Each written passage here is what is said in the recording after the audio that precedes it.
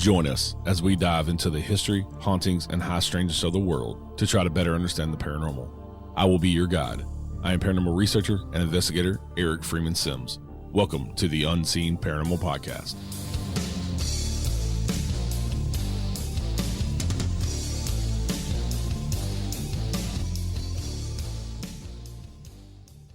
Hey everybody, welcome back to the Unseen Paranormal.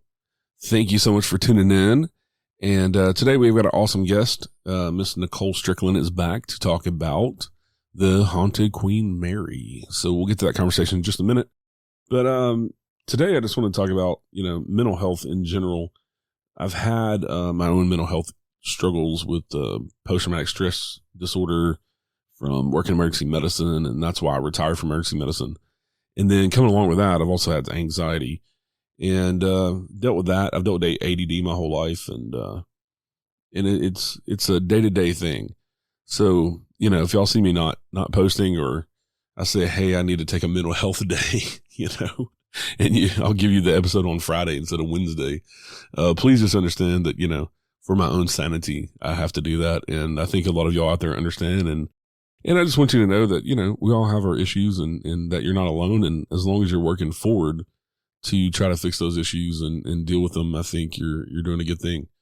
And, but yeah, just know that you're not alone, and there's always somebody to listen. So whether you want to, you can always message me for somebody to talk to, and I'll just listen, we definitely don't want anybody out there, doing anything crazy and feeling alone.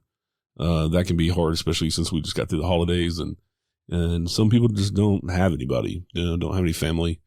And I can definitely understand that too. My parents are both gone, and two of my brothers are gone. And I've had two of my aunts pass away. So to all y'all out there who feel alone, please don't. There are a lot of us out here that do understand and are going through similar things, even though, I might always seem happy, which I normally am. But, I still have my issues too. I'm still human. And I've had a long, full life that has left me with anxiety and issues, but haven't we all? But all right, so enough of that. Please go leave a review if you listen on Apple Podcasts, because it really does help the show. And I am sorry about the ads. I know some people complain about the ads, but you know what? This is not free. This is not free to do. I spend my own money doing this, and now I'm actually making money off of ads. So I'm sorry, it's a necessary evil. It's just how it is. That's how the world works. I don't choose the ads. I don't choose how many ads go in there. That's up to the podcast hosting platform, Spreaker, but it is what it is. I'm sorry. I wish I could do something about it. I wish there was another revenue stream with podcasting. Unfortunately, they, most of the companies follow the radio model, and I don't have any control over that. So got to make some sort of income to pay for this, so I can keep bringing y'all shows and entertaining y'all. And hopefully y'all are enjoying our guests this season. I'm really enjoying talking to all these people. We got some awesome guests coming up here soon. And stay tuned and follow us online on Facebook and all the social medias if you haven't, and on YouTube. Got some awesome things coming up for 2024, and can't wait to announce those. So anyway, enough of the business and the housekeeping. Let's get on to our guest today, paranormal author, researcher, and investigator, Miss Nicole Strickland. Y'all enjoy. All right. Hey, Nicole, welcome to the show. Thanks for coming back on with us today. Hello, Eric. Thanks for having me. Happy New Year. Yeah, Happy New Year to you as well. Hopefully you had a good holiday and good New Year's. I know you spent, like we were talking before the show, you spent part of your New Year's weekend on the Queen Mary celebrating. I sure did, and it's funny because I've been going to the ship for almost 20 years now, and this was the first time I've ever done any New Year's celebration on board. Isn't that crazy? So yeah, we did the pre New Year's Eve bash, which was on Saturday. Lots of fun. The Alex Mendam Orchestra was there. We had a great time. So we'll do it next year for sure. Yeah, it looked pretty cool. It was like taking a step back in time, kind of, because it was like a black tie cocktail dress affair. Yes. Yeah. Dressing up, all the good stuff. We had a 4-course meal, beef Wellington, oysters Rockefeller, all that good stuff. So it was fun. Yeah. And for everybody, if you haven't listened to the first episode that I had Nicole on, you can go back and listen to it. We talked about her book, The Afterlife Chronicles, Exploring the Connection Between Life and Death. beyond. And today we're going to talk about the Queen Mary, because so far she has 3 books out about the Queen Mary, and the Queen Mary is very near and dear to your heart, right? It's your home base for the paranormal and the history. It is. It's my second home, believe it or not. Yeah, and it's and I'll share this, once we get into the show. But in my research, I found former crew and former Commodores, captains, World War II vets, war brides, people even now in modern times that also have this love and draw to the ship. So there's something very special about the Queen Mary and how she can do that. Yeah, I find it interesting that a lot of people are like that, especially people that buy haunted locations. Yes. A lot of times they say that they are drawn to the place like that. Like it feels like it was home, like maybe in a different life or something. They're just drawn to it. Absolutely. And that applies so much to the Queen Mary. I mean, I've even had past life regressionists contact me, a few of them, saying, oh my gosh, Gina, you definitely have a past life. Some feel like maybe I was a nurse on board. Whatever it is, there's just this soul connection. And it hit me the first time I ever stepped on board. And it's hard. I try to describe it in the books, but it's one of those things it's really hard to describe. But the second I stepped actually on board the ship, and I was on A deck where the hotel lobby check-in is, everything felt familiar. Everything felt like home, as if I'd been there before, but it was an instant soul connection. The only other person I've ever really talked to about the Queen Mary was Laura Meadows in the first season, and she's an actress, but she come on and talk about some of the experiences she had, and she kind of talks that way about the place too, of just not even knowing why, but she just has a love of that ship and being on it, and it's just something about staying on it, and just the whole experience of it that somehow connects with her on a different level. Yeah, and I can see that, and I have my own personal theories for that. I still think that perhaps there's some elusive reasons that maybe us mortals are not supposed to know, but there's something. It's almost, I'm not talking about magnetism in the physical sense, but it's almost like symbolically, the Queen Mary is this giant magnet, and all the people are like the paper clips that are just drawn to her. And I will say, and this might sound nutty to some people, but I will say that in my heart, in my opinion, I do believe the Queen Mary itself as a ship is very sentient. She has thoughts, she has feelings, she has emotions, and it's interesting to see that play out. And I think that with her being one gigantic spiritual entity, I think there's this connection she has with a lot of her resident spirits and those that come through. And I think that's what makes her paranormal phenomena so interesting and unique. So, yeah. And the Queen Mary is it was a luxury ocean liner that was built by the Cunard Line, which they're the same people that built the Titanic.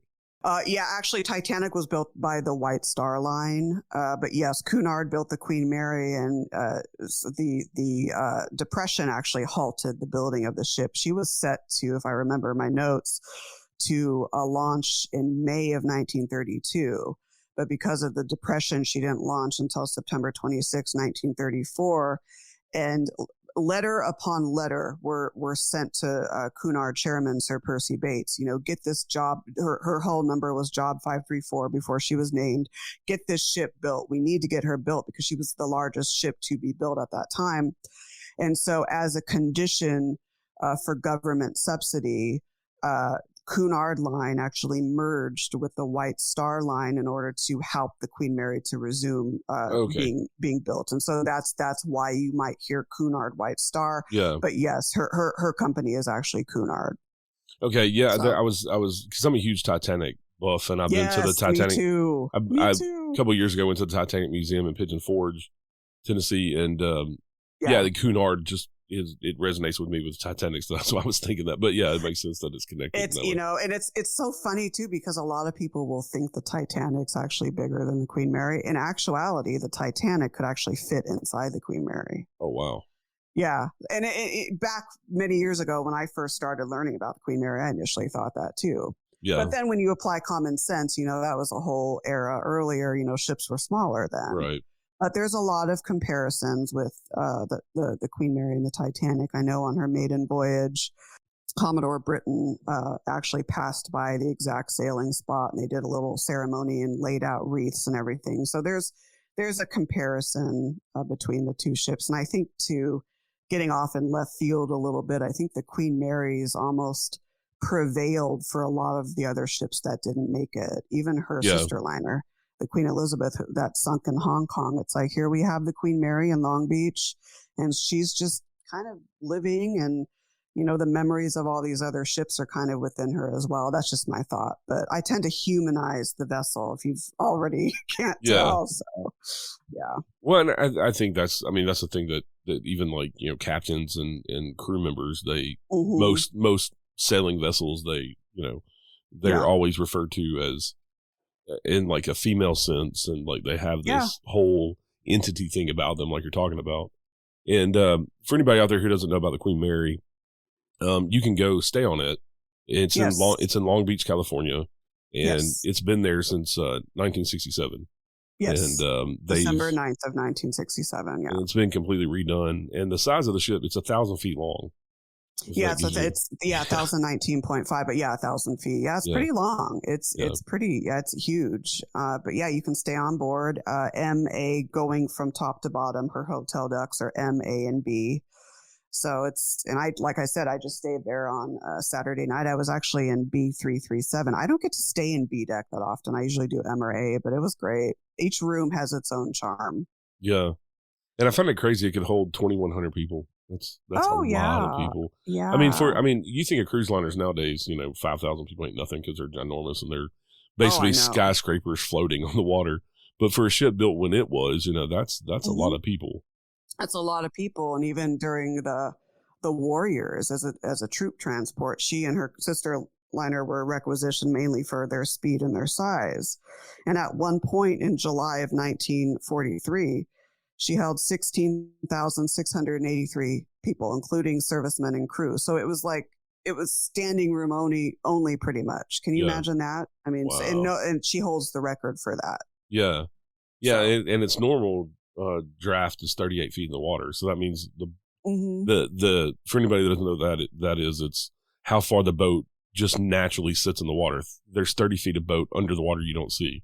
So I can only imagine if you have that many people on it, how low it's set in the water. Oh my gosh, totally. And sailing and everything. Yeah. Absolutely. And it's interesting because we've had high tides for the last week. There's actually a gale warning here in San Diego, which you don't hear a lot. But when I was on board this last week, and you can even tell by her gangways when there's high tide. Yeah. And so it's interesting to see that. So fabulous, though. Fabulous liner. I love her so much. Oh my God. Yeah, the history is amazing too. I mean, just like you were saying, carrying troops and things, and just even the history of it just being docked since the 1960s, and the famous people that have been on it. The things that have happened just with it being docked, not even when it was actually sailing. Exactly. And it's one of these aspects about the Queen Mary, and she continues to do this. And I feel this on a personal level too, because I've met so many unique friends that, like me, are ship enthusiasts and ocean liner enthusiasts. And for whatever reason, she's had this knack of bridging the old world with the new, and unites people that are, I guess, destined to meet each other. And that's what she's been doing since her inception, really. So it's remarkable to see. But I mean, also to still have, there's not a lot of these ships still left that you can go and see and kind of restore it to their original splendor and glory, and the amazing amenities that they had back then. Oh, and the woodwork and things is just amazing. Oh yeah, there's so much there. It's so much with the Queen Mary. It's layer upon layer of historical significance. Yeah, and it's like kind of, I guess the kind of, I don't want to say death, because like the Titanic sank and some of the others did too, but kind of the ending of these type of ships were, when we started transatlantic flights, that was kind of the end of the era for these type of ships. Yes. That was one reason why it was docked, was because nobody had, these luxury liners, nobody had that much interest to sell on them anymore when they could just fly. No kidding. And even like the Queen Mary, she had several bids. And of course, Long Beach won out by $3.45 million. But even Hugh Hefner had a bid at one point for her. There were all these, I think New York City, there was a bid to maybe turn her into a high school, floating high school. Wow. I mean, we are so lucky here in San Diego. I'm about, without traffic, an hour and a half easily from my house to parking lot for the Queen Mary. But, it's just in our backyard, and it helps the economy too of Long Beach.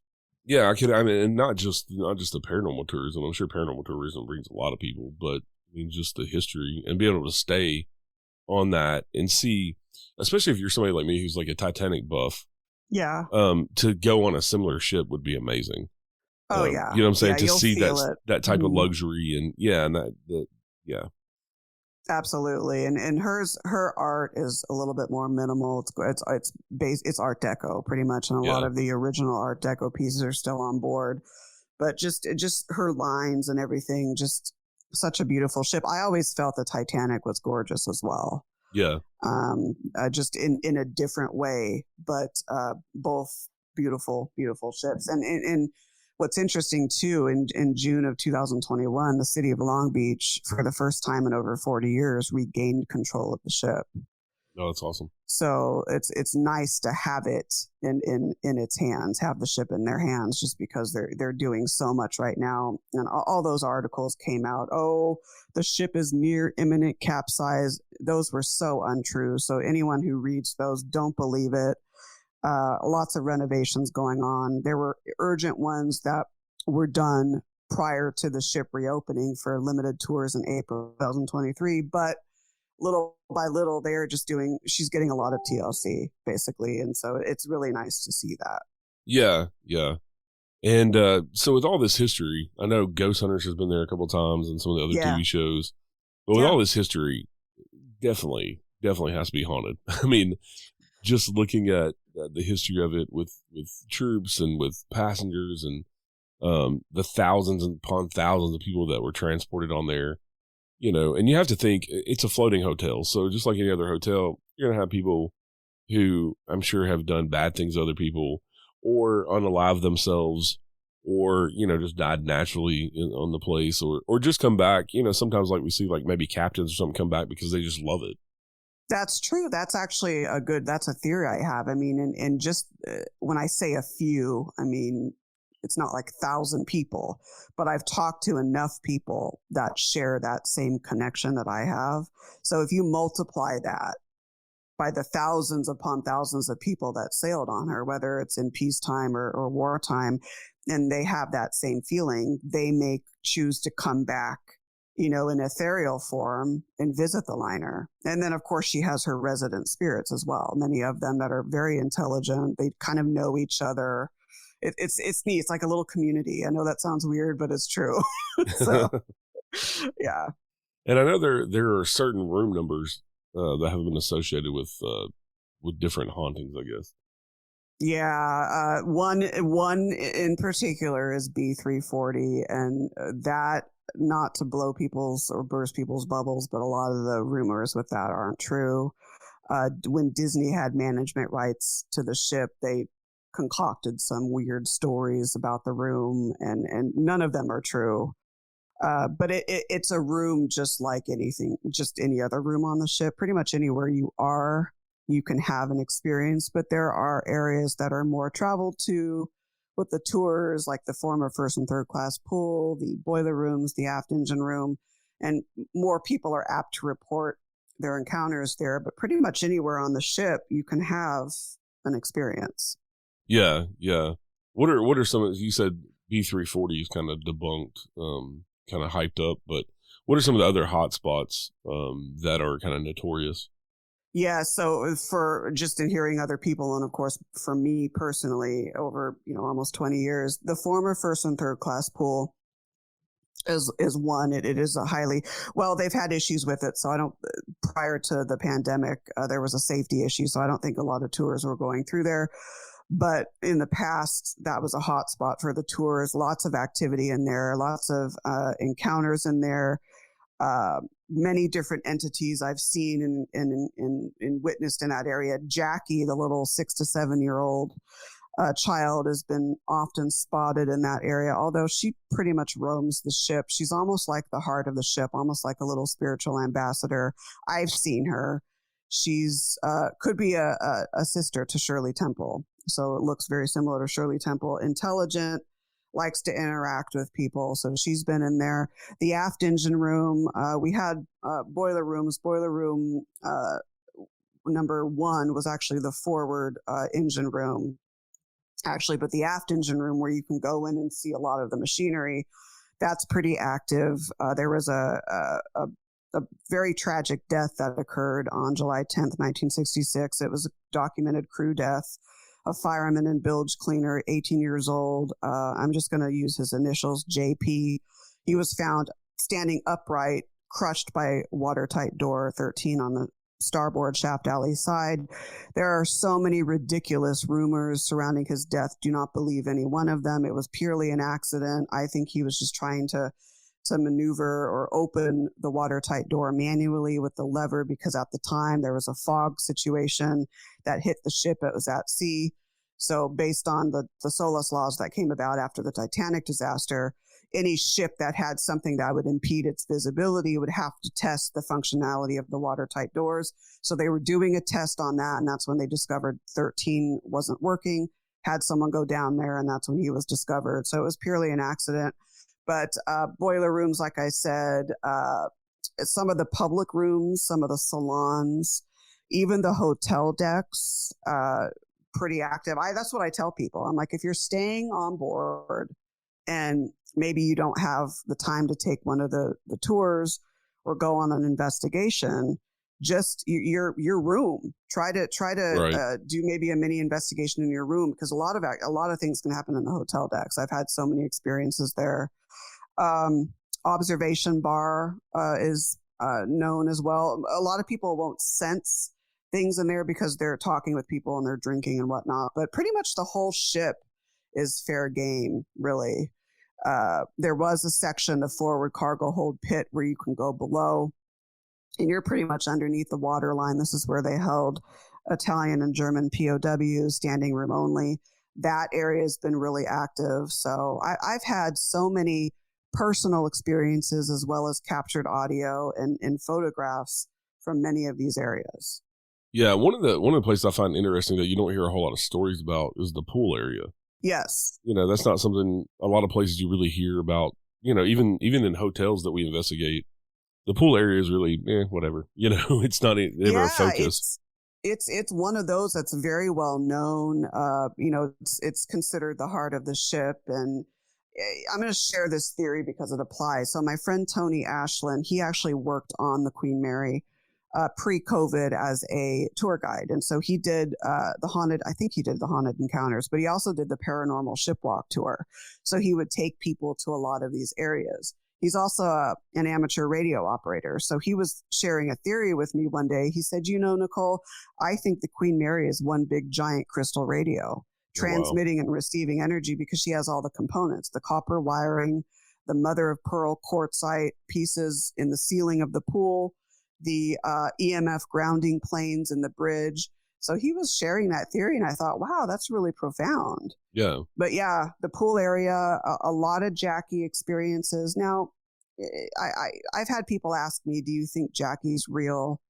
I do think Jackie's real, but I do think, as with other haunted locations, when people want to go into a location and experience a certain spirit or ghost, and there's so many people that just day in and day out want to go encounter this specific entity, I think maybe there can be some, psychokinetic creation, or maybe they're imagining certain experiences. But I do believe she's real for sure.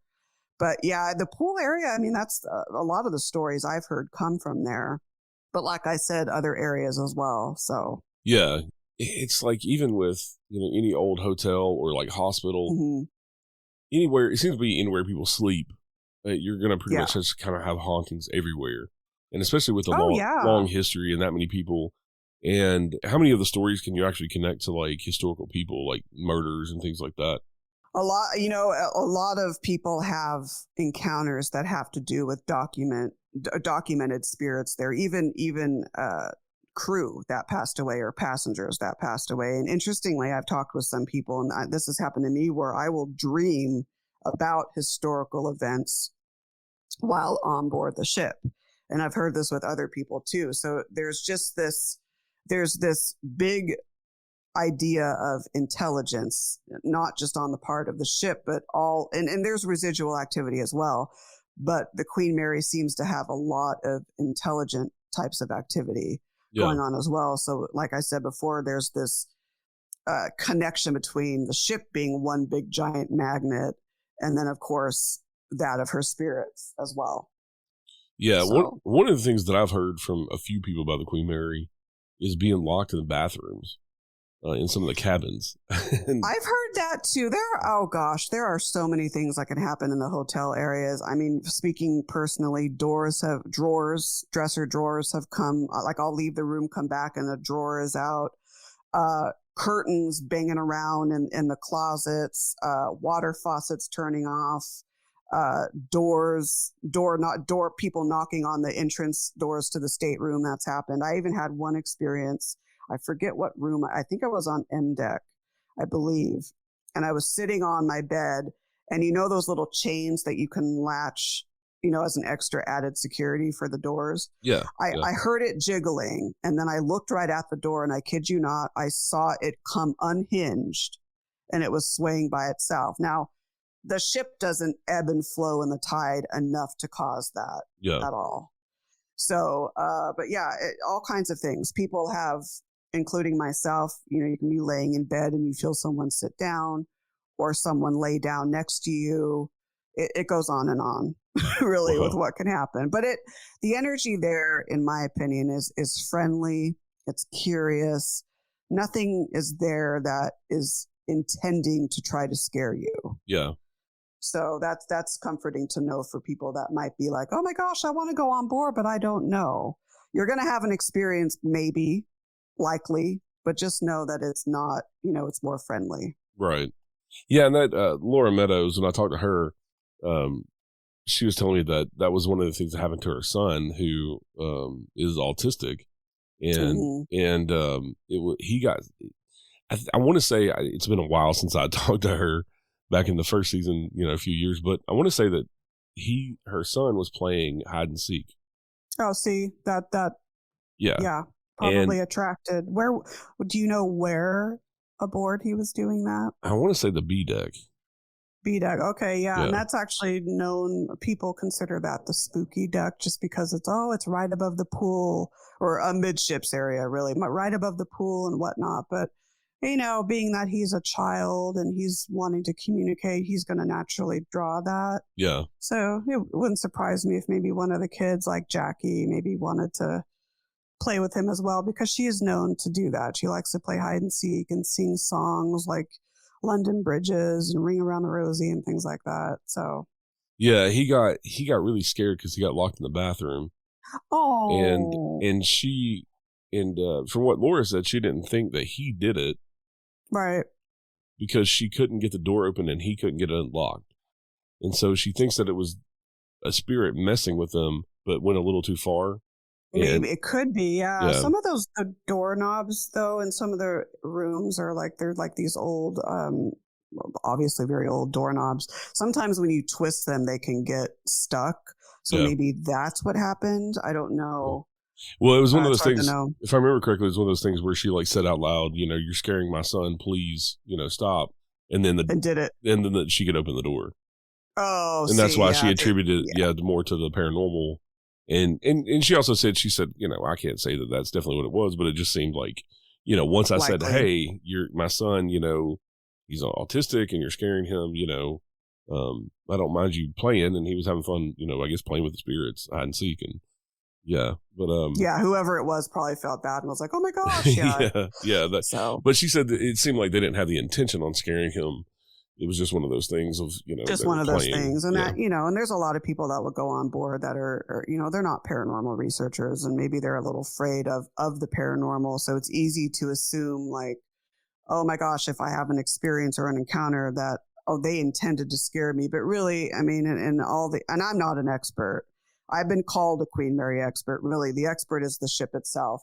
Yeah. But because I've been going there so often, I will say, based on my numerous experiences, that there really isn't anything on there that would intend to harm someone. Yeah. So, and I say that with confidence. I really do. Yeah, I think that's in general, that's the way it is. And like, I think sometimes as well, spirits, no matter where you are, like people always want to say, with like the scratches or somebody gets pushed or hair gets pulled, that, they jump straight to that as something malicious or evil or I know. Even the fucking D word. I know. And I love how you as I love it. Oh my god. Roll my eyes back in my head. I know, me too. And speaking of the scratches though, I've thought about that. If it's theorized that ghosts or spirits are made up of some sort of electrical component, what happens when you maybe touch a hot surface or you would electrocute yourself? The skin will turn red. Right. So maybe is it some sort of physiological reaction to a spirit just touching you? Maybe they didn't have the intent to scratch you. Right. We don't go to those common sense type theories. It's always let's jump to the F and D word, like you just said. Right. Yeah, and the other day, and I try to stay out of the shit on the paranormal groups, but I have to be part of them. I know. On Facebook. I know you. I hear you. I know it. Somebody put up scratching. It looked like his cat scratched him, was what it looked like in the picture. Right. It looked like a cat or dog scratch. Anyway, he had been investigating the night before or something, and the next morning he noticed these 3 scratches. Well, everybody always jumps to the biblical thing that it's demonic because it's 3 and it's supposed to be the mocking of the Trinity. So I simply, and I wasn't trying to start shit on this post. I know you weren't. I simply just commented and said, can somebody show me where in the Bible or any other religious text where it says this is a mocking of the Trinity? Where did that come from? Like, I want to know the derivation of that. Yeah. It gets repeated all the time. It does. And it's definitely been perpetuated by TV. Oh, yes. And see, that's the problem. That's part of the big problem right there. Right. But I want somebody to show me where it came from. And that's smart. I'm glad you did that. And nobody commented. I mean, I had a bunch of people. I had a bunch of people like it. And I had a lady that commented and said, well, it's supposed to be mocking the Trinity. I said, well, ma'am, I understand that. I understand what it's supposed to mean, but I'm asking, can somebody show me where it's documented in Catholicism or Islam or any of the religions? Not just somebody said it or somebody in modern times wrote it in a paranormal book, Yes, exactly. And that's the smart way to approach it. And I am so not surprised that, no one commented or, wrote back with some evidence of where they saw it. Well, like I said, I wasn't trying to be a smartass or start anything. I just wanted to put that out there and make people think about, well, we're regurgitating this, but where does that come from? Like okay, I believe this because I'm saying it. But really, do I believe it? Because I don't even know where it came from. And, exactly. I've just been on this, lately, this kick of trying to educate people. That's key. And honestly, the more we have, and I'm going to say it, the more we have Hollywood falsely portraying the paranormal or spreading false rumors, erroneous this, erroneous that, the more conscientious researchers like you or myself are going to have to pull the education card. Yeah. That's just how it is. Well, the good thing is I have, being in all these paranormal groups over the past few years, I have seen a switch. I have seen a big change. I have too, a little bit, actually. I will admit that. Yeah, I agree with you on that. I would say 2 or 3 years ago, whenever somebody put up a picture that was just pareidolia or it was like a lens flare, 2 or 3 years ago, you would have had 100 people that would say that it was a spirit. And now it's flipped. Now I have noticed that. I have. Yeah. That's a good point that you brought up. Even people using the correct terminology. I saw a post that really surprised me that this person, not a paranormal investigator or anything. I went and looked at it, like I Facebook stalked him, but not a paranormal investigator or anything. But he actually knew what backscattering was. And I don't know if he's a photographer or what. But somebody had put a picture up of in this dusty basement of all these supposed orbs. Yeah. Well, in photography that's called backscattering. And it's when either dust or water vapor or rain or snow, reflects that flashback. And he used the correct term. And I was kind of blown away that just this normal person, educated themselves on that. That's And good. That's yeah, good. Yeah, that's good that you brought that up because I am seeing a little bit of a shift too. And speaking of back to the scratched photos, a lot of them too are often in areas that it's hard for your hands to reach. right. Too, I've seen a lot of these photos like on the back or in a weird area, maybe on the shoulders, and maybe some people. And a lot of times when I've been sent photos or people show me photos of these scratches, oh well, I was asleep during the time. Well, unless you have a camera on you, Yeah. most likely you did that or your partner did or something. I have 8 dogs, and Oh wow, good for you. sometimes they scratch me, and I don't notice it Yeah, for 2 or 3 days, and I'm looking at my leg or my arm, being like, "Where the hell did that come from?" You right, of know, course. I don't attribute it to paranormal. I just say, okay, well, either my dog did it, one of my dogs, or yeah, I don't know, maybe I get out in the yard and work and shit, and I don't automatically jump to paranormal just because maybe 2 days before I was investigating a location, like But at the same time, I don't want to discount anybody that's ever been scratched at a location because it does happen, and I've seen it happen. It does, yeah. Where these welts and things just show up on people during an investigation. Right, you might bump into something, and I have cats, so that happens to me too. Like I won't necessarily feel it, but like 2 days later, I'm like, oh yeah, okay, yeah, my cat must have scratched me. Yeah, or when you get in the shower and start washing, it's like burning or something. Yeah, that's when you kind of notice the stuff. But I think also, like going back to what you were saying about this energy interacting with our physical bodies. Yeah, I also have put out the theory that maybe their intention is not to hurt you, but that's the only way they can get your attention. Like absolutely. physically, Absolutely. Yep. And it's kind of like I like in the back tell people to go watch the movie Ghost with Patrick Swayze. Yes, He has to learn how to do certain things, and he can only physically do certain things. And that's a good reference to use. It's one of the more accurate movies about it. And also, if you watch the new show Ghost on I forget what channel it's on, but they have a British version. It's a new series, a comedy series. I haven't watched it yet. I should. It looks really good. It is awesome. It is one of the funniest shows I've seen in a long time. It's not stupid comedy. It's not stupid comedy. It's intelligent comedy. But but the cool thing is each one of the ghosts in that show, they're all from different times in history, and they basically got stuck in the house where they died for whatever reason because they have unfinished business. Uh-huh. And once they figure out what their unfinished business is, their unresolved issues, and they resolve them, they get sucked off is what they call it. Oh my gosh. See, but it's a humorous and accurate way to look at it. But That's so cool. Yeah, but each one of the spirits can only do one thing, like physically. So like one of them, it takes all he can manifest to make a light bulb flicker. And there's another one that it takes all he can do, in a completely different spirit, it takes all he can do to like push a quarter. But oh my god! But they learn how to harness their powers, and so like in the U.S. version, there's one of them that can move stuff, and he gets really good at it. So he's actually surfing on the internet and stuff, and like ordering things. It's hilarious. It's great. Oh, I have to watch it. I've been wanting to. I just haven't gotten around to it. And then, how funny. Yeah, and there's like the American version, there's a hippie chick that got killed by a bear on the property, so that's why she's there. Oh my gosh. Well, she was like in a hallucinogen and stuff, and she was like high on LSD, and she tried to hug the bear, and that's when she got killed. So so she is in and out of like reality. So sometimes she's with it, and sometimes she's off in left field. But whenever people walk through her spirit, they get high for like an hour. So, it's accurate. Yeah, so it is accurate.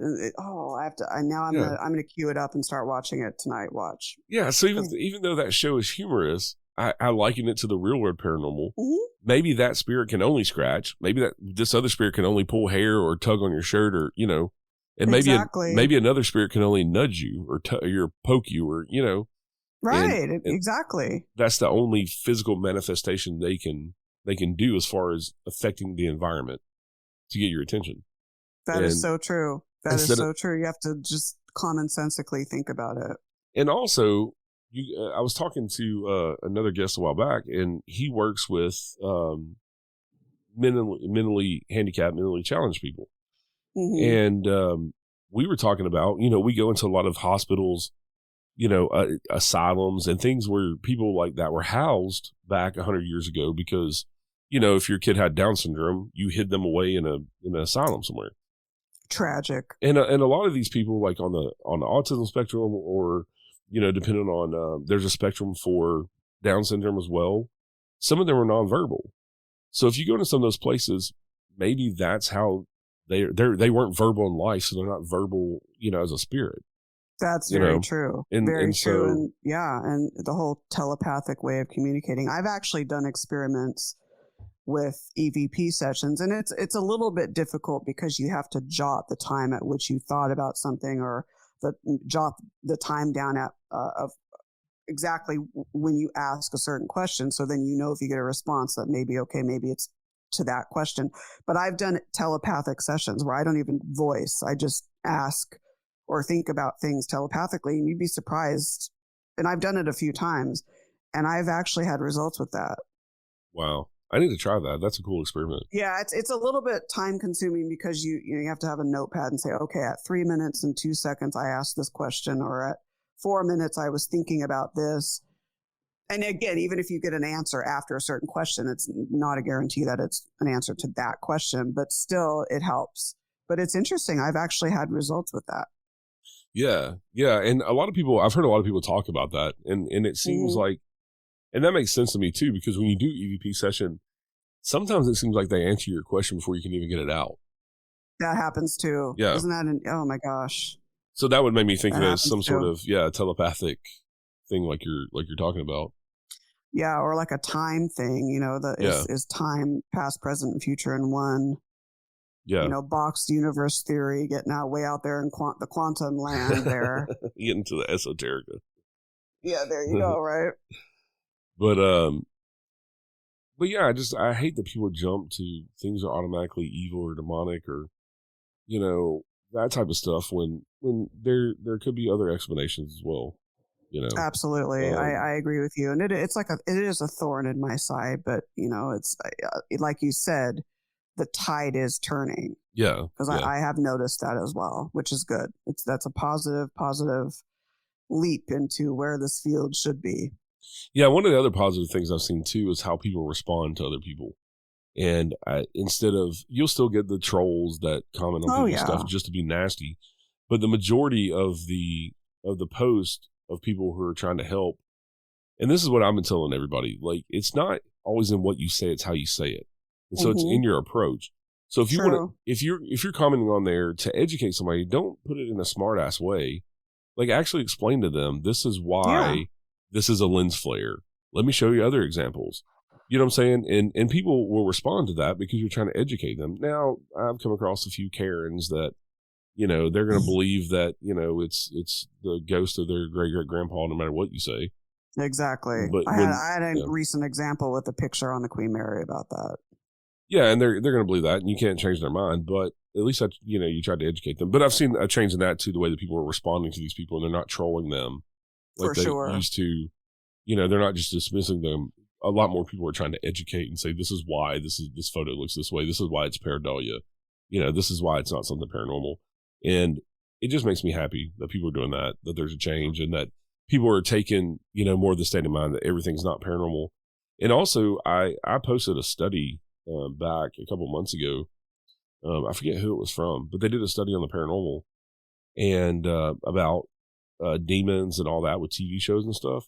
Oh, I'm going to have to read this. Yeah, I'll have to go back and share it again. But I shared screenshots of it, and I shared the link on I think it's on the Unseen Paranormal Facebook page. But they found a shift in people. Basically, demons turn people off now on TV for TV.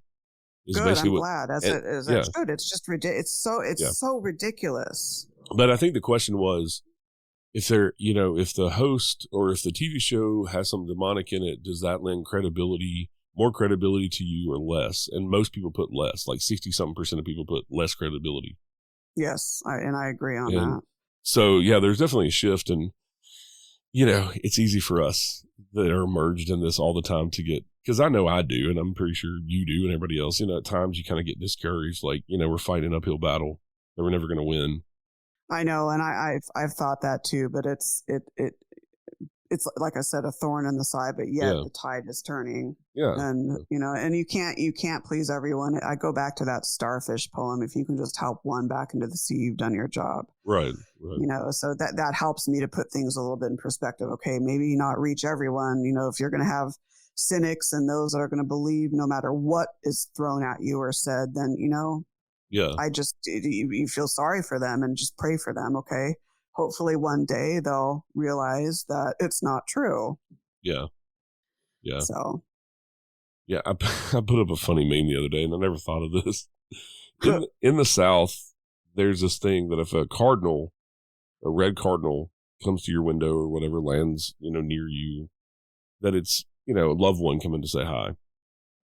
I've actually heard that before, but I think it was with another bird, but maybe it was the red cardinal. So here in the South, it's a red cardinal. Yeah, maybe that's okay. Yeah. Yeah. And I saw, and somebody made this meme that had 2 red cardinals on it. And it was something to the effect that if you see 2 red cardinals, that is not your grandma and grandpa, because the female cardinal is actually gray.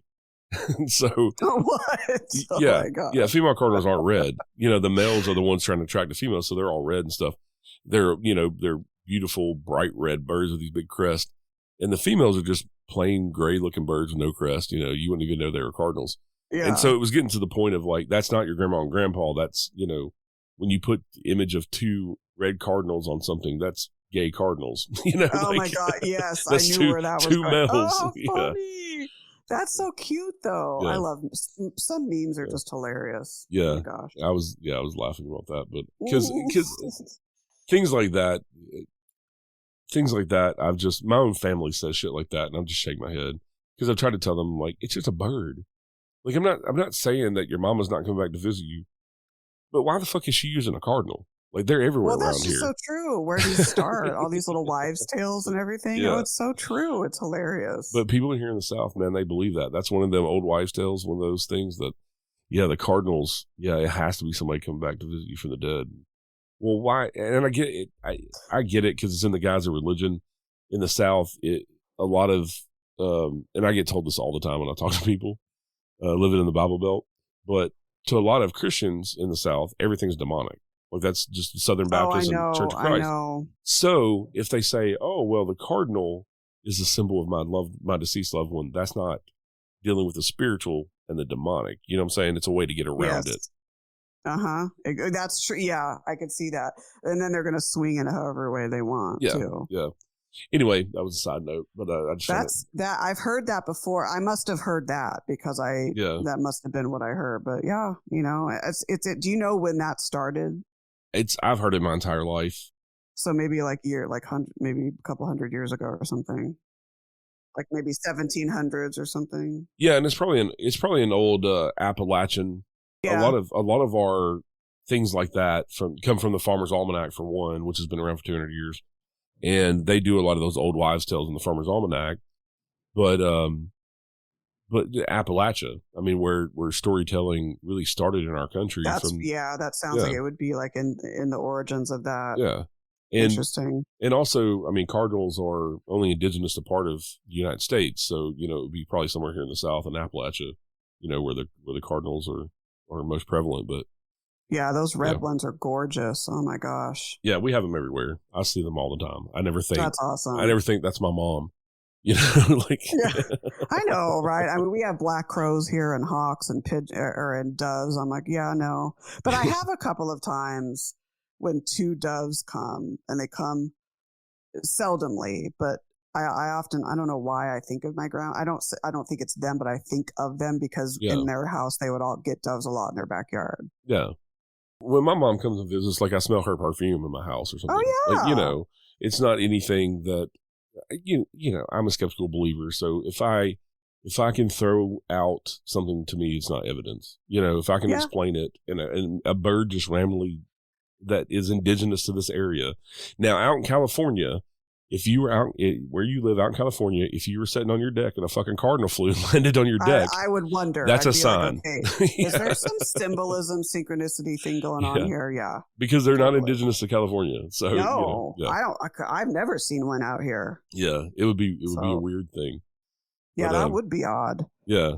Yeah, so something like that, I could say, oh well, that is strange, but yeah, Or not when just we like have a memory. synchronous moments too. Yeah, yeah, Like for example, after my cat Kaylee died, I saw these two birds that were just dancing in unison more so than I've ever seen before.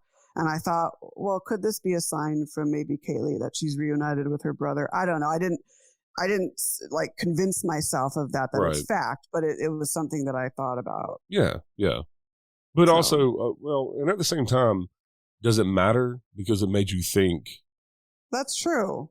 that your cat's in a better place and doing Yeah. well. You know what I'm saying? So it doesn't really matter. And that's what I'm saying about the cardinal. I'm not trying to shit on anybody's stuff with the cardinal. I hope it is your grandmother giving you a sign. And if you feel that way, then just take the feeling and think, okay, well, I thought of my grandmother in a good way, that she's peaceful and good. Exactly. Um, The feeling of it, just that's yeah, the important part. right. I'm just I'm not trying to be No, an I asshole. hear you. I hear you. Like now I'm going to be on the lookout for cardinals in this area. I mean, I'm sure I've never seen one here, but Yeah. there might be a first. But. Yeah. So you have a new book coming out that you co-authored. It's a anthology called Women on the Fringe that is coming out very soon. Yes. So at Marie D. Jones, who also lives in San Diego, she's about 25 minutes. She's in San Marcos. I'm more in central San Diego. It was her idea. And so then she approached myself and Denise A. Agnew about the idea. And so we've been working on it now for about a year and a half. So yeah, it's a Women on the Fringe, Groundbreaking Women in the Paranormal. And it's going to be published the week of March 24th, I believe. But we're coinciding it with International Women's Day, I believe it is. So yeah, it's we feature about 25 women, different parts of the paranormal, cryptos, ufology, psychic mediums, authors, ghost researchers, and it's featuring their stories and their background. So it's been a lot of fun and really enlightening to work on, to see everyone's background in this story and where they came from and why they're in the paranormal and some of the marks that they've made on the field. So we're really excited about it. Yeah, and I think it's awesome because and here lately, the past few years, this is another change I've seen. Is women standing up in the paranormal and saying, we're going to be heard. We're going to write our books about our history in the paranormal as well, because you always hear about Hans Holter and the Warrens, but no matter what you think about the Warrens, it was always about Ed Warren. Lorraine, until he died, Lorraine was kind of in the background. And but you hear, Hans Holter did great things, and the Warrens had their place. I'm not gonna say they did great things, but they had their place. But there are a lot of women too that are responsible for paranormal in the way that we do it now, and a lot of our theories and things too. So I think these books are awesome. I love that y'all women are standing up and saying, no, we're going to solidify our place in the paranormal too, even though on TV we're not really represented. And why have we never saw an all-female team on TV? Like, I don't understand. I know. Yeah, I know. And we actually touch upon how women may investigate or approach the field and how it may be different than some men, getting into the intuitive aspects, the mother instincts, things of that nature, even going back and talking about, the influence from the spiritualist movement. Yeah.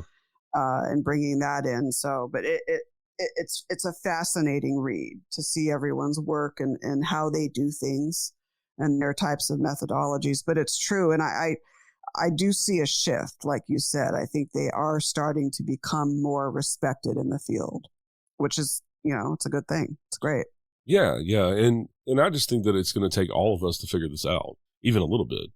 Oh, yeah. I mean, absolutely. Without a doubt. And also, why do the bros have this lockdown on the paranormal on TV? Like, I don't get it. Like, this bro culture bullshit. I know. With Ghost Adventures and even with Ghost Hunters. I used to be a big fan of Ghost Hunters. And I used to like the show too. Well, way back. Well, since they've come back, the only female they have on there is Sherry, and she's just she's just a background character. Like, they feature all the men get most of the airtime, and she maybe has 2 lines in the whole fucking show. Yeah, that's not right. I've seen the new show, but is it like that in every episode, pretty much? It is. Ones that you watched? She's just kind of there. And she's never Oh. like she's never a featured investigator. Hmm. Not any episodes that I've seen. And if anybody knows of any ones where she's kind of the forefront investigator, let me know. Unless she wants it that way, but I doubt it, you know, Yeah, unless she yeah. said, I don't know, but she definitely yeah, doesn't get the airtime that the three guys do. And it's Mhm. sad because the original iteration of Ghost Hunters they had a bunch of females on there. They did. Chris Williams and all of them were at the forefront, and they showed just as much of them investigating as they did the guys. So I don't know why there was a Right. shift in what they do now. They might But be trying to emulate their rendition of Ghost Nation, and maybe they're because that, you know, that went away and now they're doing the new Ghost Hunters. I Right. don't know. Right. It could be. I don't know, but and one of my big things too is when you look at history, and so say you're investigating somewhere that was built in late 1700s, early 1800s. Mhm. Well, men weren't allowed in the woman's bedroom, and the husband and wife had separate bedrooms. Exactly. And some weird, strange man that came in their house definitely wouldn't have been in the woman's bedroom. So me as a man going into her bedroom and trying to get her to talk to me, why would she talk to me? Why would that spirit want anything to do with me? That was not the custom back then. Yes, absolutely. And there have been a couple of stories in these old that I've heard, you know, at these old Victorian inns, you know, that have history dating back to that era. You will hear, I've heard stories from male investigators like, oh my gosh, you know, I got a response and, you know, the woman was upset at me or blah, blah, blah, blah, or Yeah. I only got male responses, things of that nature. So it's true. Yeah. And also me as a gay man, I've been to places where I've gotten responses and nobody else has. And I think it's because back then they were closeted and couldn't ever say they were gay because they'd be taken to jail and, you know, maybe even beat to death. So ridiculous. Or put in an insane asylum or castrated, you know, or something crazy. Times were horrible back then, brutal. But, you know, another thing, too, is you have a very kind heart. You're a very genuine person. I think the spiritual realm, I think, gravitates to people like that, too. So I think that's another angle of it. But I think all those different things, I think people don't think about when they think about the history. They just think about the people, and they don't think about the customs and what their lives are really like, that they were real. That's so true. They look at them very two-dimensionally, I guess, is what I'm saying. Exactly. And so, I mean, you had gays and lesbians back then. You had people who probably wanted to be transgender. And I'm not saying we come across those things all the time, but if I can use that to my strength of being a gay man, because especially going like somewhere like Brushy Mountain to the prison, I hate to say that, but you know, you have gay people in there, and you know, they might respond to me because they can relate, you know, to somebody like who's wearing an Affliction t-shirt that's too tight, you know, is spewing masculinity all over, you know. Like, I know it. Those t-shirts that are too tight. Yep, I'm picturing it in my head right now. I hate to always go back to douche Baggins, but you know, he's the stereotypical bro. God, don't even get me started. I mean, I know he's a human being, but I don't condone how he approaches things. I just, you know, so. Well, I want people to understand, because I've talked about this quite a few times on the show here about the marginalization of people in the paranormal and of different groups, mainly women for the most part. I don't think we need to see you know, drag queens out there fucking doing a paranormal show. I just don't. Okay, who cares? There was an actress that proposed that. Who was that? Oh gosh, I think it was Kristen Stewart or something of that nature. Proposed a show like that. Yeah, a few years ago. I don't think it needs to be like, okay, we have a whole crew of gays and lesbians. Yeah, okay, what is that? That's neither here nor there. Who cares? I know. I know. But I agree. I just want people to understand like why I've jumped on this topic, especially the past last season and this season. Yeah. Is because I think it's important. And I think it's important for people to understand that I'm not just jumping on some bandwagon of feminism or whatever. I'm just saying it takes all of us. And so to try to exclude anybody from the paranormal, when I think because this is the way I look at the paranormal, all of us fucking weirdos unite, right? That's so true. You know, and we get to connect over this weird shit that we would have put in, in the insane asylum 50 years ago for talking about. And here we are now, and everyone has a unique theory. Everyone has a unique methodology. Right.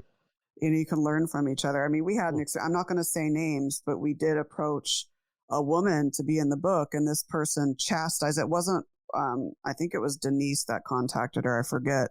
And she was like, oh no, I'm not going to be a part of a book that's all women, because, it's that thing about the gender thing. And so we're like, okay, well, but it's sad that it had to come to that.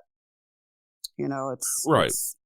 It's sad that someone has to exclude femininity or females because, you're very picky on the whole gender thing. Right. Sad.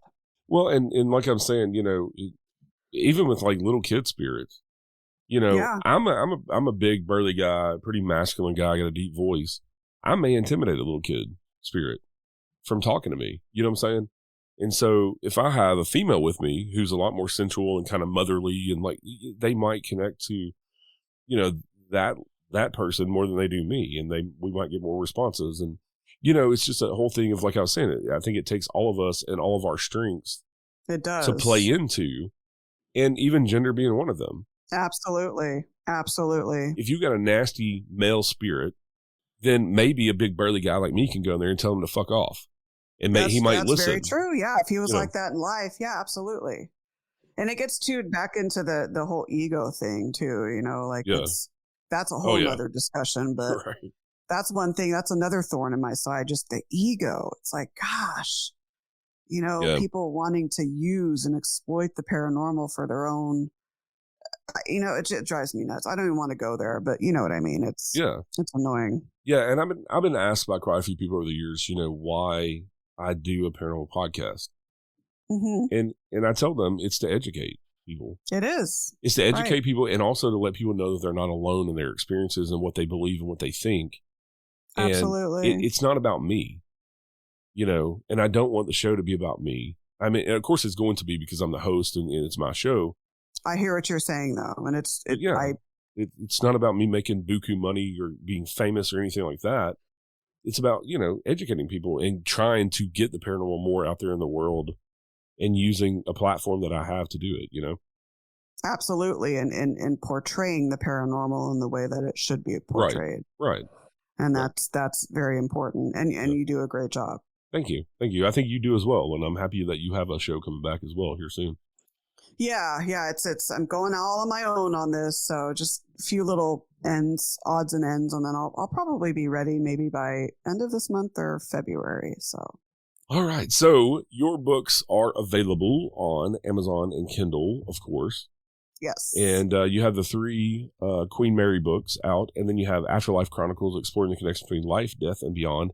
And anybody that's interested in that book, you can go back last season, season 3, and listen to me and Nicole talk all about that book. And yeah, that was fun. Well, I did a 2-part episode actually, because we talked for so long. That's right, you did. That was such a great episode. It was. I had a blast, and just that. I whole really topic. Appreciate your discussion style and your thought-provoking questions or discussion points. Thank you. It's not always the same questions every podcast you do. So I really respect you and admire you for that. But that was an awesome show. Yeah, that was cool. And also, if people are interested in how you got your start in the paranormal, then go back and listen to that episode too. That's why I didn't want to start this episode. I did talk about it. Yeah. And so some of your personal stories, and we both told a lot of personal stories about with people coming back. Our loved ones coming back and making themselves known to us. So, but yeah, it's a 2-part episode. It was awesome. It was great.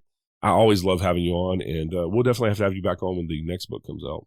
Likewise, yeah, I'll let you know. We can maybe schedule something, and then when I get my new show running, I'd love to have you on, just to have you on. But then, of course, when your book comes out, yeah, for sure, I'd love to come on anytime. Well, thank you so much for coming on today. It's always awesome. Yes, likewise. Thank you so much, Eric. You're one of my favorite hosts, so thank you so much. Thank you. That means a lot. It's definitely my pleasure to talk to you. Likewise. All right, everybody. Y'all stay safe out there. We'll see you next time.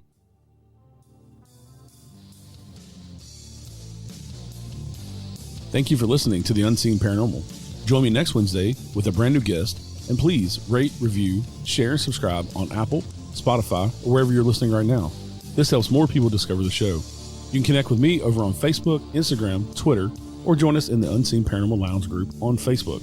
Until next time, remember, some of the scariest things are unseen. You have come to the end of the line.